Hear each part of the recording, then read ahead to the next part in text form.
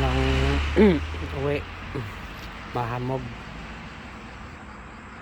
So ayan, gaantay pa ng bus.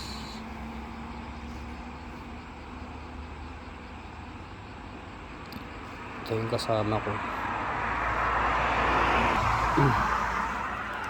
So ayan, gaantay pa kami 30 minutes pa.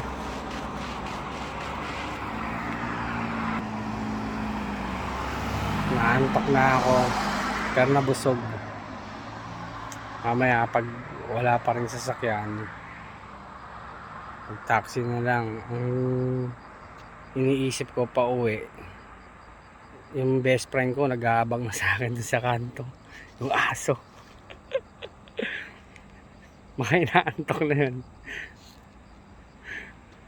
So ayan, dito tayo sa sa Sihong.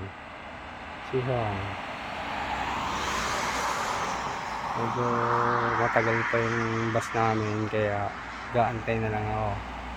Mamaya pagdating ko sa kanto, ayun na, sandamakmak na yung aso. Hahawak na lang ako ng pamatpat, iwas ko na lang sa panga nila yun.